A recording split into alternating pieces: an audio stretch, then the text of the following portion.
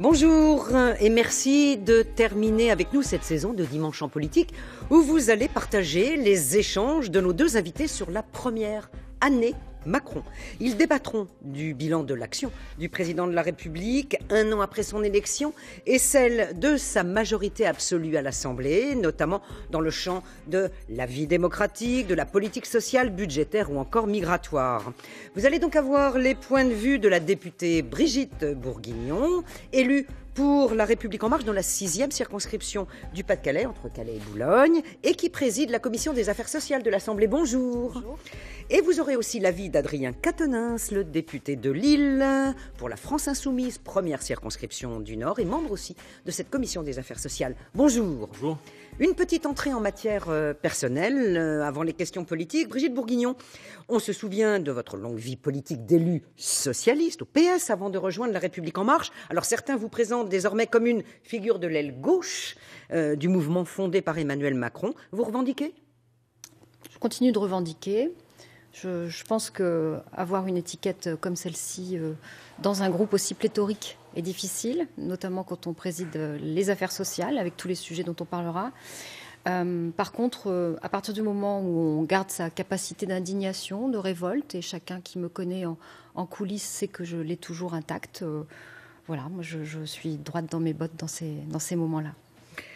Adrien Quatennens, vous êtes devenu bien visible à l'Assemblée et aussi un peu la coqueluche des médias. Alors, quel est votre remède, votre recette contre la grosse tête ? De me méfier chaque jour, de ne pas me laisser griser par l'ambiance. C'est-à-dire que moi, je n'ai pas fait de calcul sur cette exposition. Elle est venue relativement au début de la mandature, au moment du premier discours sur le Code du travail et les ordonnances. Mais je sais qu'à 28 ans, quand on est député, il nous reste encore beaucoup de choses à apprendre. Et je ne vais pas jouer les cacous parce que je suis là. Alors je vais partout où on m'invite, parce que partout où je viens avec ma besace d'arguments. Et si la cause s'en trouve avancée, tant mieux. Mais je veille vraiment à ne pas me laisser modifier, ni par la fonction, ni par l'ambiance qui peut régner autour. Brigitte Bourguignon, une enquête du quotidien Le Monde datée de ce jeudi explique comment le rythme de travail imposé par Emmanuel Macron épuise tout le monde, au gouvernement, au Parlement, et puis aussi dans l'administration. Je cite: « On arrive à des réunions mal préparées, on prend des décisions mal documentées. Travailler trop, c'est aussi travailler mal », c'est ce que dit le conseiller d'un ministre. Alors, personne n'ose lui dire au président de la République que mener les gens à la baguette et les épuiser, c'est à la fois peu respectueux et sûrement pas forcément productif. Alors d'abord, moi j'ai vécu la mandature précédente. Il est de bon ton quand on démarre une mandature que de réformer, que d'aller vite et de mettre tous les projets la première année. Donc j'ai vécu déjà cette période où on est intensément en commission, intensément en séance. C'est jamais très bon effectivement à la fois pour le sérieux du travail que d'enchaîner. Mais je pense que le travail en commission est suffisamment sérieux et suffisamment poursuivi pour qu'on puisse parler quand même. Et puis je ne suis pas là pour me plaindre de la fatigue, elle est normale. Voilà. Ouais, enfin il y a un moment, quand on travaille trop, on ne travaille pas bien, non ? Mais en réalité, personne dans cette Assemblée, jusqu'à preuve du contraire, ne se plaint de trop travailler. Ce que nous disons, c'est l'organisation du travail. C'est clair que la journée d'un député, y compris à l'Assemblée, c'est parfois arbitré entre 3 ou 4 réunions au même moment. On doit courir d'une réunion à l'autre. Ça, c'est évident. Et quand on voit des images, j'en profite, parce qu'on entend souvent ces commentaires sur un hémicycle qui serait vide. Il faut l'expliquer que cette face-là est la face émergée de l'iceberg, finalement. Et c'est la fin du processus de construction de la loi. Il y a tout le travail qui se fait en commission, dans les différentes réunions. Donc, encore une fois, c'est bien l'organisation du travail qui est en cause. Après, c'est clair, il faut bien dire que, et là, ce sera peut-être un point de désaccord entre nous, pour moi, l'exercice du pouvoir par Emmanuel Macron exacerbe cette logique anti-parlementaire. C'est-à-dire que ça va tellement vite que presque on voit que l'Assemblée est devenue une espèce de formalité, une perte de temps du point de vue de l'exécutif. On y vient. Jupiter. C'est le surnom que certains donnent au président de la République parce qu'ils estiment qu'il incarne et exerce de manière à la fois trop verticale, trop monarchique et trop solitaire le pouvoir présidentiel. Est-ce que vous le trouvez trop perché sur son Olympe ? Non, je ne considère pas que ça se passe comme ça. On est très entendus, on est très souvent consultés, on nous demande souvent des noms de personnes qui peuvent s'impliquer sur des sujets. Si c'était aussi solitaire, on n'en serait pas là. Non, je ne le vois pas comme ça. Par contre, vous savez, le quinquennat a conduit aussi à l'hyper-présidentialisation, c'est dur à dire. Mais voilà, on est aussi aujourd'hui dans cet exercice-là. Et voilà. Ça présidentialise à fond. Adrien Quatennens, on se souvient aussi de l'exercice du pouvoir par François Mitterrand, qui était quand même très... Oui, mais ça s'accélère quand même. clairement. Et je vais le dire, des fois on voit certains ministres en difficulté sur les bancs de l'Assemblée, et on voit que de toute façon leur état d'esprit c'est de se dire de toute manière cette comédie sera finie dans quelques heures, et puis ils savent que compte tenu de la majorité du bloc qu'ils ont, leurs projets de loi passeront. Donc la question qui est posée, c'est quel est le rôle finalement de cette Assemblée. Pour moi, elle est devenue plus que jamais la chambre d'enregistrement des desiderata du président. Et c'est un problème. Ça exacerbe cette logique de monarchie présidentielle. Je pense que nous devons en sortir parce que le peuple ne consent plus à cette règle du jeu. Donc nous aurons à la revoir. Il prévoit de la revoir en catimini. Avec la réforme constitutionnelle. Moi, je pense que plus que jamais, il y a la nécessité de réimpliquer le peuple dans la logique institutionnelle. On vous réinvitera à la rentrée quand le sujet sera complètement d'actualité. On met un pognon de dingue sur les aides sociales et ça ne marche pas. Alors on sait combien cette sortie calculée du chef de l'État a fait polémique, mais surtout il semble qu'il se trompe. En effet, un rapport du ministère de la Santé dit oui, la France est bien championne d'Europe pour les dépenses des prestations sociales, mais oui aussi, elle est aussi championne d'Europe pour la maîtrise du taux de pauvreté, même si on compte quand même 5 millions de personnes qui vivent sous le seuil de pauvreté à 769 €. Alors, en plus, vous allez voir les chiffres s'afficher. Les dépenses sociales strictement liées à la lutte contre la pauvreté représentent 3% des prestations sociales. L'essentiel est consacré aux dépenses de santé, à la retraite, aux allocations familiales. Brigitte Bourguignon, vous non plus, vous n'avez pas apprécié cette communication du président de la République. Vous l'avez dit. Qu'est-ce que ça traduit pour vous, cette affirmation finalement infondée ? Alors, tout d'abord, j'aime pas le terme pognon, ça c'est clair. Il s'approprie en tout cas pas à ce sujet-là. Les aides sociales, moi, je les connais depuis très longtemps. Ça fait 27 ans que je travaille dans le social et que je reçois des personnes. Ce qu'on ne peut pas dire, c'est qu'elles soient efficientes aujourd'hui. Alors, c'est pas le nombre, ni le volume. Même un rapport officiel le confirme, effectivement. Oui, et les termes déversement et pognon ne me conviennent absolument pas. Par contre, dire qu'il faudrait mieux répartir les aides sociales entre celles qui sont protectrices et qui doivent être sacralisées, auxquelles on ne doit pas toucher, et puis celles qui émancipent et qui accompagnent le travail, qui, elles, ne sont pas assez tournées vers l'insertion sociale et professionnelle. On a raté notre vocation d'accompagnement social. Adrien Quatennens, même si on a beaucoup moins de pauvres en proportion que tous les autres pays d'Europe, on en a toujours de trop. Donc, est-ce qu'il n'a pas en partie raison, Emmanuel Macron, en disant que ça ne marche pas bien ? Mais il a raison s'il s'agit de dire qu'il faut aller beaucoup plus loin dans le partage des richesses. Par contre, il a tort si ça consiste à dire que ce n'est pas efficace à cette heure. Regardons quand même, si notre taux de pauvreté est aujourd'hui de 14% et pas de 20%, c'est grâce aux aides sociales. Notez quand même qu'avant redistribution, les 10% les plus riches gagnent 20 fois ce que gagnent les 10% les moins aisés. Après redistribution, ça tombe à 6. Moi, je suis d'accord, c'est pas assez. Il faut qu'on aille encore plus loin. Mais déjà, ça montre que notre système social, notre modèle social, permet de contenir dans certaines mesures la pauvreté et les inégalités. Donc moi, je suis d'accord avec M. Macron. Il y a trop de pognon. On est dans le curatif et on déresponsabilise les plus riches de ce pays et non pas les plus pauvres auxquels il s'attaque désormais. C'est peut-être pas ce qu'il voulait dire. Eh bien, c'est ce que je pense. Le débat sur la baisse des APL, il est reparti. Alors, on se souvient qu'il y a eu une polémique quand a été annoncé, maladroitement, avait dit d'ailleurs Emmanuel Macron à l'époque. Il avait même dit c'est une connerie. Quand a été annoncée la baisse de 5 €, d'abord des APL, puis ensuite la baisse de 50 € qui a été compensée par une baisse des loyers, mais du coup qui a entraîné une baisse de l'annonce de la construction de logements neufs. Et là, on vient d'apprendre que le gouvernement envisage de ne pas réévaluer l'allocation au 1er octobre, l'allocation des APL, comme d'habitude. Ça fera encore 5 € de moins. C'est ce qui a été calculé. Si cette hypothèse est maintenue, Brigitte Bourguignon, allez-vous l'approuver comme présidente de la Commission des affaires sociales ? Non, moi je voudrais qu'on rétablisse les choses. Ce n'est pas 5 € de plus qui seront encore retirés cette année sur l'APL. Ce qu'on oublie de dire quand même, quand on... Alors, la réévaluation fera un manque à gagner de 5 €. Je partageais, oui, on peut toujours le calculer de cette manière. Je partageais le fait qu'une annonce comme celle-ci, brutale, à la rentrée, totalement inadapté, il n'y a pas que moi qui l'ai dit, même le ministre du Logement l'a dit.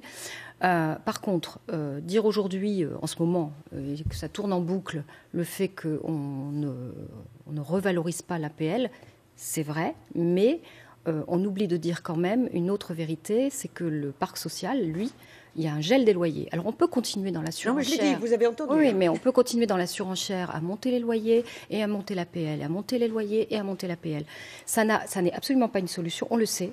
Et on sait aussi que les gens sont conduits aujourd'hui à ce qu'il y ait de plus en plus de parts résiduelles à régler, et donc ça n'a pas réglé le problème. Donc moi je préfère qu'on parle de gel de loyer aujourd'hui et qu'on ne remonte pas indéfiniment l'APL de manière contre-productive en fait. Adrien Quatennens, elle n'a pas raison dans on monte, ça monte, ça augmente. Mais le problème, c'est que quand Emmanuel Macron dit voilà, je baisse les APL, mais je demande un effort pour la fixation des loyers, bon, c'est un vœu pieux, mais en réalité, il n'a pas de conséquences réelles. Par exemple, généralisons l'encadrement des loyers, ça fonctionnait plutôt pas mal à Lille et à Paris. Bon voilà, donc il y a des choses à faire. Moi, ce qui me gêne en fait dans la politique de ce gouvernement, c'est le deux poids deux mesures. Il a sa cohérence. Par la justice, l'encadrement des loyers. Oui, mais je pense que c'est le type de mesure vers lequel il faut qu'on aille pour être efficace. Ce qui se passe, c'est qu'on est là uniquement toujours sous le prisme budgétaire. On a des moyens de mener des politiques efficaces et ce n'est pas le cas actuellement. On vous a entendu, Brigitte Bourguignon, sur France Inter, le 12 juin dernier, répondre à la question de savoir si, vis-à-vis de la politique sociale, vous étiez, entre guillemets, à l'aise dans vos baskets. Et vous avez répondu ceci: la basket gauche est en train de prendre forme et le projet social que nous portons arrive vraiment maintenant. On n'a pas été audible, mais on a aussi protégé. Alors, qui avez-vous protégé et en quoi ? Alors, on a protégé, mais ça on le dit peu, évidemment, dans la mesure où on a aussi favorisé. Moi, je pense que lutter contre les inégalités, c'est partir dès la racine et c'est partir dès l'enfance et dès la jeunesse. Et dès l'enfance, c'est l'éducation. Et l'éducation, on n'a pas assez misé dessus. Aujourd'hui, le dédoublement des classes, je sais que c'est répété très souvent, mais c'est vrai, on n'en parle pas suffisamment. Donc vous le mettez au crédit du bilan. Bien sûr, il faut le mettre au crédit. Moi, on peut mettre beaucoup de choses contre ce gouvernement, mais on oublie souvent de dire que ça, c'est une mesure que personne n'avait pris avant et qu'il fallait prendre, sur l'école primaire notamment. Ensuite, sur des quartiers qui en ont besoin. Ensuite, on a revaloriser tous les minima sociaux. Le dit-on jamais. On a aussi fait en sorte que la taxe d'habitation, que payent 80% des Français, soit progressivement annulée. Et moi, je peux vous assurer, pour recevoir dans toutes mes permanences, que je fais nombreuses sur mon territoire, que la taxe d'habitation est un vrai problème pour des gens qui sont obligés de faire des secours pour les payer. Ça, on n'en parle jamais. Or, ils n'auront plus à s'en acquitter. Ça paraît peut-être dérisoire. Cette première année-là a été tournée, c'est vrai, vers quelque chose de libéral qui permettait de libérer une économie un peu rigidifiée, parce qu'il n'y a qu'une seule optique dans cette politique sociale, c'est l'emploi. Parce que moi, je peux vous assurer que les gens, c'est ce qu'ils demandent d'abord et avant tout. Adrien Quatennens, sur ce bilan positif fait par Brigitte Bourguignon, il y a des faits qu'on peut constater ? Non, mais ce qui est important aussi de constater, c'est le déséquilibre entre ce qui a été fait, d'une part, du point de vue des choix budgétaires, et ce qui a été fait. On parlait des minima sociaux à l'instant. Certes, ils ont été un peu revalorisés, mais on est toujours sous le seuil de pauvreté, en ce qui concerne l'allocation adulte handicapé ou le minimum vieillesse. Par contre, à côté, Emmanuel Macron est toujours beaucoup plus conséquent quand il s'agit de redistribuer à ceux qui ont déjà beaucoup, avec sa cohérence politique. Lui, il pense que c'est ainsi que toute l'économie va en profiter. Le ruissellement. On ne voit pas que ça se vérifie, voyez-vous. Aujourd'hui, vous parliez de la France championne d'Europe, mais la France est surtout championne du monde des dividendes vers ses actionnaires. Selon le magazine Bloomberg, c'est en France que les milliardaires s'enrichissent le plus. Et on voit bien qu'il n'y a surtout pas d'effet sur l'économie. Moi, si on me fait la démonstration qu'il y a un effet réel sur l'économie, mais quel effet y a-t-il ? Ça se fait contre la progression des salaires, donc contre le pouvoir d'achat qui est en berne aujourd'hui, raison pour laquelle l'activité est au ralenti, et ça se fait surtout contre l'investissement dans l'appareil productif. Notez qu'entre 2009 et 2016, on est passé de 42 milliards des bénéfices dans l'investissement productif à seulement 22. Donc on voit bien que finalement, le fait de donner à ceux qui ont toujours plus paralyse notre économie. Alors, ça, c'est de l'idéologie. Moi, je préfère qu'on parle concret, si vous le voulez bien. Et je peux vous assurer, pour fréquenter beaucoup les problèmes des gens et les rencontrer très souvent, et pas seulement ceux qui parlent dans mon sens, parce que ça, c'est plus facile, évidemment, que ce qu'ils vous disent, c'est nous. Maintenant, on en a marre de vos histoires gauche, droite, idéologiques, doctrinales. On en a marre. Nous, ce qu'on veut, c'est qu'on règle nos problèmes. Et nos problèmes, quels sont-ils ? Le logement, l'emploi de mon gamin, le stage de mon gamin, l'apprentissage de mon gamin. Et on est en train d'y travailler. Donc, on peut accorder ce crédit-là, qu'une politique, ça ne se décide pas à coup de mesures comme ça dans la première année. On plante le décor. Dans l'année qui suit, nous allons aussi mettre en place la stratégie pauvreté et quartier qui va entrer en vigueur, mais qui, ça aussi, c'est du travail à long terme. C'est pas du travail, on ne laisse pas du travail du court-termisme. Si je peux me permettre, on se connaît tous les deux pour travailler ensemble régulièrement, on se respecte. Ni moi ni vous n'allons nous faire aujourd'hui de procès en idéologie. Moi, je pense comme vous que nous avons tous deux le souci de l'amélioration de la situation du pays, notamment de l'emploi. Mais par exemple, sur la question de l'emploi, le pli qui est pris par le gouvernement, il pense que le problème de l'emploi dans ce pays, c'est qu'il faut avoir plus de flexibilité. Moi, je constate aujourd'hui que, y compris si on écoute les employeurs, le problème n'est pas celui du contenu du droit du travail. On a une situation de pénurie d'emploi dans ce pays, et vous le savez. Aujourd'hui, quand on regarde les chiffres de Pôle emploi, on arrive à cette statistique qui fait qu'on a un emploi non pourvu pour 44 chômeurs. Que fait Madame la Ministre? Elle augmente potentiellement les chances d'aller en formation, potentiellement peut-être aussi pour faire que vous disparaissiez des statistiques du chômage, et dans le même temps, elle accroît le contrôle sur les chômeurs, alors qu'on sait, et vous le savez, que 86% d'entre eux sont en recherche active, c'est ce que nous disent Pôle emploi. Il y a finalement une forme de fainéantise de la part de ce gouvernement à vouloir maintenir les vieilles lunes libérales, alors qu'on peut faire des choses pragmatiques pour relancer l'activité et l'emploi dans ce pays, notamment en partageant le temps de travail. Vous savez que la dernière fois, je connais vos convictions, vous savez que la dernière fois qu'on a créé de l'emploi véritablement, durablement dans ce pays, c'est quand on a diminué le temps de travail. Je pense que Emmanuel Macron nous met en retard sur ce sujet. On n'est pas revenu sur le temps de travail, que je sache, et on n'a toujours pas d'emploi. Donc il y a un petit souci quand même d'adéquation. Et moi, j'ai beaucoup de PME, TPE qui me disent, nous, à partir de maintenant, on va commencer à pouvoir s'engager dans des embauches. Juste une petite remarque, s'il vous plaît. On parlait de pauvreté tout à l'heure. 26 milliards, c'est ce qu'on dépense effectivement pour les minima sociaux. Et plus de 20 milliards, c'est ce qu'on donne chaque année aux entreprises avec le crédit impôt compétitivité emploi. On se souvient de Gattaz sous François Hollande disant on va créer 1 million d'emplois, ils n'ont pas été créés. Donc voilà, quand on met les deux chiffres en regard, on peut s'intéresser. Je suis d'accord avec vous. Moi, j'espère que tout ça va se rééquilibrer dans le bon sens. Aujourd'hui, on a donné les signes, on fait le pari de l'économie. Et moi, je veux que la deuxième année, on fasse le pari aussi de l'humain. Alors, est-ce qu'on peut avoir votre avis sur la chose suivante? Et ça, c'est un constat. Vous vous y attendez. La question sur le président des riches, c'est donc maintenant. Si on additionne la suppression de l'impôt sur la fortune, la flat tax à 30%, c'est-à-dire en gros le prélèvement unique pour tous les placements financiers à la place du prélèvement progressif, et puis aussi le champ libre qui a été laissé à l'optimisation fiscale, le maintien du verrou de Bercy. Bref, si on additionne tout ça, on a quand même une politique fiscale en faveur des plus favorisés. Vous êtes à l'aise dans vos baskets sur ces sujets, comme on dira à France Inter? Oui, je suis à l'aise dans mes baskets à partir du moment où on va engager maintenant cette voie de la protection de l'individu qui était pour l'instant je ne veux pas dire en stand-by parce qu'on a fait des choses, je les ai rappelées, si vous voulez bien en tenir compte quand même, et ça a un coût. Il y a aussi de l'argent qui est mis aujourd'hui à la fois sur le vieillissement, sur la santé, parce qu'on nous demande à nous, en 12 mois, de régler ce que 10 ans n'ont pas suffi à régler. Ah oui, mais ça, c'était les promesses d'Emmanuel Macron pendant sa campagne. Il avait qu'à être un tout petit peu plus modeste. Il n'a pas promis qu'il allait régler en un an, excusez-moi, la situation de l'emploi, la situation sociale que d'aucuns, pendant 10 à 15 ans, n'ont pas su régler. Donc à nous, on met une pression d'enfer. Alors il y a des symboles, c'est vrai. Moi, les slogans et les étiquettes qu'on colle sur les gens, il y a eu président Sarko, c'était ça. Et il l'a traîné 5 ans. Alors, je ne vais pas le défendre aujourd'hui. Il y a eu président Hollande, c'était le président mou, je ne sais pas comment vous l'aviez taxé aussi celui-là.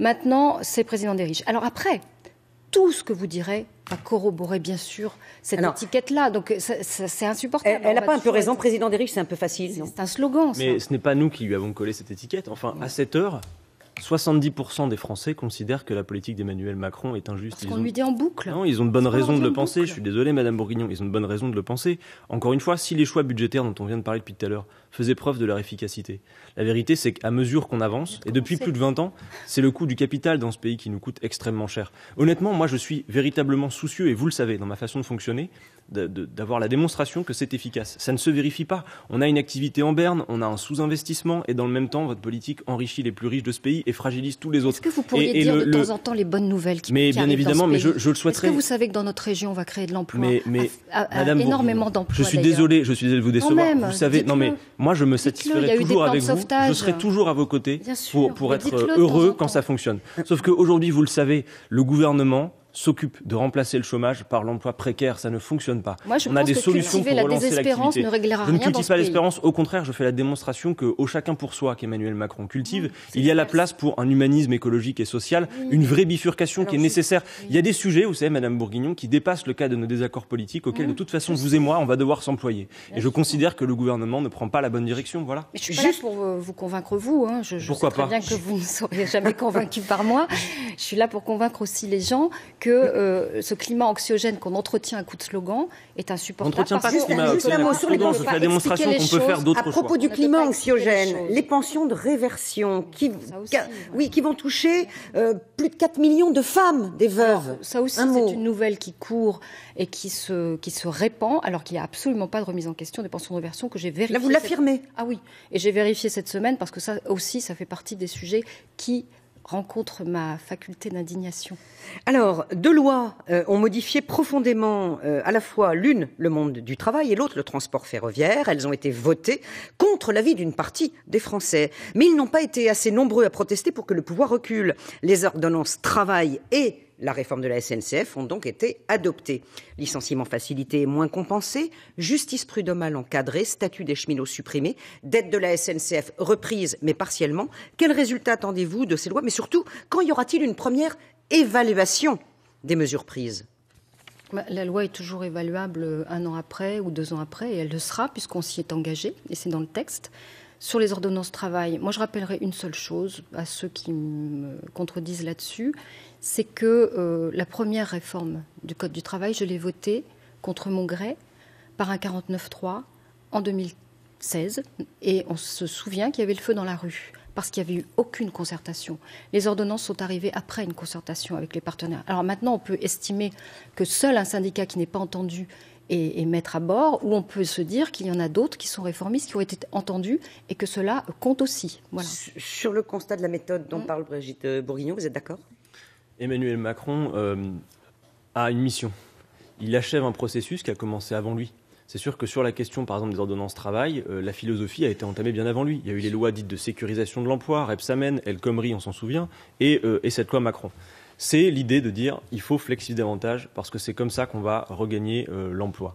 Pour moi, c'est le prendre par le mauvais bout. Les solutions pour l'emploi, dans la mesure où on est d'accord sur le fait qu'il y a une pénurie d'emploi, on les connaît. Par exemple, l'expérimentation d'ATD Quart-Monde, territoire zéro chômeur, qui fait que vous transformez les à peu près 15 000 € d'aide annuelle que touche un chômeur de longue durée en contrat de travail. Là, le partage du temps de travail, ce sont des éléments pour lesquels on crée réellement de l'emploi. Vous avez parlé du CICE. Ça a coûté 20 milliards à chaque contribuable par an, avec finalement plus de destruction d'emplois dans certaines entreprises qui l'ont touché. Donc je pense vraiment qu'il y a deux visions. Elles s'opposent et c'est normal, c'est la démocratie. Ceux qui pensent que c'est en flexibilisant davantage le marché du travail qu'on va réussir à lutter contre le chômage, essentiellement pour moi en créant de l'emploi précaire, c'est ce qu'on voit. Et ceux qui pensent qu'il faut une relance de l'activité, que le problème tient plutôt au carnet de commandes, à l'activité qui est atone, à mettre en lien avec le pouvoir d'achat. Mais pourquoi les 7 millions et quelques de gens qui ont voté pour Jean-Luc Mélenchon au premier tour n'étaient pas dans la rue alors? Mais écoutez, vous savez, quand vous avez, par exemple, ce qui s'est produit avec le 49.3 lors du quinquennat précédent, vous participez d'une forme de désespoir. Les gens sont maintenant pris à la gorge, il faut le voir. Donc c'est pas si facile que ça, y compris quand on voit la manière dont fonctionne ce gouvernement, qui, pour le coup, fait de l'idéologie. Vous parliez de la SNCF, moi je vais en dire juste un mot très rapidement, sans revenir sur tout le contenu de la loi. C'est de la pure idéologie. C'est la traduction d'une directive européenne qui veut qu'on ouvre à la concurrence. Ça a été le cas sur plein d'autres marchés, plein d'autres secteurs, mais personne n'a pu nous faire la démonstration, je l'attends toujours, que l'ouverture à la concurrence va améliorer quoi que ce soit, y compris pour les usagers. Donc on voit bien quelle est cette méthode. C'est pour le coup de l'idéologie, on avance, et Emmanuel Macron achève un processus, il veut aller jusqu'au bout. Et maintenant qu'il a réussi ce qu'il a réussi, il va falloir faire preuve de résistance en face pour montrer qu'on doit faire autre chose, parce que c'est un appel d'air qu'il envoie à cette droite libérale, finalement, dont il est devenu le chef sans le dire en un an. Alors, la loi la plus mal votée à l'Assemblée depuis un an, c'est celle sur asile et immigration de Gérard Collomb, adoptée seulement par 228 voix favorables, loin des 312 voix du groupe La République En Marche. Le Sénat y travaille, là, cette semaine. Il a travaillé au moment où l'Aquarius arrivait en Espagne, suite au refus de l'Italie donc d'accueillir ce bateau de réfugiés et suite au silence assourdissant de la France. Brigitte Bourguignon, l'Aquarius, pour paraphraser le chef de l'État, est-ce que c'est pas la honte de la République et avec sa politique migratoire d'un gouvernement qui est bien loin finalement des idéaux que prétend encore incarner la France? Vous avez été mal à l'aise là aussi? D'abord, pour la loi asile-immigration, pour commencer, sur le vote du groupe, ça vous démontre que nous ne sommes pas d'abord des godillots, comme on l'a entendu au début, mais il y a des gens qui ont une grosse sensibilité parce qu'ils ont du vécu, parce que certains ont une expérience du SAMU social et elles ont tenu bon, et que ce ne sont pas des amendements fictifs, mais que ce sont bien des amendements qu'elles ont défendus à longueur de séance, qu'elles ont eu énormément de réunions de concertation, qu'il aussi d'ailleurs, je ne sais pas pourquoi je dis elles, mais ça ne s'est pas fait tout seul, et parce qu'il y a une réflexion que nous avons exigée sur les mineurs étrangers notamment, et nous sommes particulièrement concernés dans ce département, qu'il y ait, parce que ce n'était pas dans le texte déjà, et qu'on n'a pas voulu l'y mettre parce que c'est la protection de l'enfance, que c'est OK. Et ce sont les départements qui ont... Bien sûr, et que le mien est particulièrement concerné. Et donc, sur ces mineurs étrangers, nous avons obtenu là qu'un groupe de travail soit déjà à l'action, et moi j'aimerais qu'on ait une PPL portée assez vite sur ce sujet. J'ai déjà des députés partie prenante là-dessus. Votre regard là-dessus. Et puis sur l'Aquarius, parce que vous ne m'avez pas laissé dire. Brièvement. D'abord, je pense qu'à chaque crise humanitaire qui va revenir, à chaque fois, nous devons avoir d'abord une réponse humanitaire, avant toute chose. Et l'accueil inconditionnel doit être là. Et l'Italie et les pays autour, moi, m'inquiètent énormément dans leur radicalisation. C'est ça qu'il faut qu'on regarde au niveau européen. Et ça, c'est pas bien parti. Et c'est pas gagné. Ouais. Bon, sur l'Aquarius, d'abord dire que, de mon point de vue, les Corses ont sauvé l'honneur de la République en proposant d'accueillir... Mais ils l'ont fait par provocation. On nous a pas demandé. Mais en tout cas, il fallait le faire. Après, sur le reste, moi, je déplore que sur la question migratoire, notamment lors du débat asile et immigration, on passe énormément de temps, l'essentiel du temps, à parler des conséquences des migrations. Comment on va faire pour peut-être éloigner plus facilement les gens, passer de 45 jours de rétention à 90 jours, ce qui fait qu'on en vient presque à une forme de criminalisation avec une détention. On ne parle jamais des causes. Pour moi, la politique rationnelle et humaine en matière migratoire doit être double. À la fois traiter les causes, ce qui n'est pas fait aujourd'hui, les conflits internationaux, le changement climatique qui, tenez-vous bien, d'ici à 2050, va faire en sorte que des centaines de millions de personnes vont être poussées à la difficile. C'est une goutte d'eau aujourd'hui. Et ça, c'est difficile à entendre aussi pour les populations. Oui, mais ça suppose aussi... bien que ça ne relève pas seulement d'un défi national. Et aussi les accords commerciaux inégaux. Ce qu'il manque, c'est une vraie coordination. Enfin quoi ? L'Union européenne serait capable d'imposer partout des budgets d'austérité, de se coordonner. Par contre, elle ne serait pas capable de se coordonner quand il y a à nos frontières. Oui, ben alors moi je vous donne des solutions. D'abord, en finir avec les accords du Touquet. Parce que le Calaisis n'a pas à faire le garde-barrière du Beaucoup Royaume-Uni. sont d'accord. En finir avec le dublinage, qui fait que des pays comme la Grèce et l'Italie sont particulièrement mis en difficulté parce qu'ils sont la porte d'entrée. Et surtout, une coordination au niveau international. Par exemple, sous l'égide de l'ONU, mais au niveau européen plus que tout. On voit bien que l'Europe est toujours conséquente en matière économique pour imposer le libéralisme, et là, en l'occurrence, elle ne l'est pas. Vous savez, cette question-là, encore une fois, c'est une question qui dépasse nos désaccords politiques. Exactement. Nous allons devoir la traiter de C'est une question globale et mondiale. On va terminer. Je crois que sur certains points, tout le monde est d'accord, mais le tout est de le faire. Et ça, c'est une autre paire de manches. On va terminer sur un sujet qui, finalement, peut-être résume bien cette année. Exemple, les scandales et affaires Servier-Mediator. Besnier, Lactalis, Luxembourg Leaks et évasion fiscale, ou encore Bolloré, corruption en Afrique, n'auraient peut-être pas pu être dévoilés si la loi sur le secret des affaires, qui vient d'être votée à l'Assemblée, avait été en place. Alors, les associations, les journalistes, les lanceurs d'alerte, les syndicats, des centaines de milliers de personnes ont signé par écrit contre cette loi qui protège et les entreprises et les lobbies au détriment de l'information du public. Comment vous comprenez ce choix politique, Brigitte Bourguignon ? Je pense que c'est une lecture que vous faites de la loi, puisque vous êtes déjà aux conséquences présumées de cette loi. Mais il y a eu des condamnations aux journalistes. Je sais, non, mais enfin, là, franchement, je pense qu'il faut appeler un chat. Protéger certaines données, ça n'est pas interdire la publication, et les affaires que vous citez seront toujours dénoncées avec la même force. Moi, je ne vois pas du tout en quoi on est en train de réprimer une liberté quelconque. Parce qu'il va y avoir des menaces judiciaires sur tous ceux qui menaceront de donner des informations. C'est pas une évidence. Alors moi, je voudrais pas non plus qu'on arrive à un système aujourd'hui où vous savez ce que c'est. On part d'abord à charge.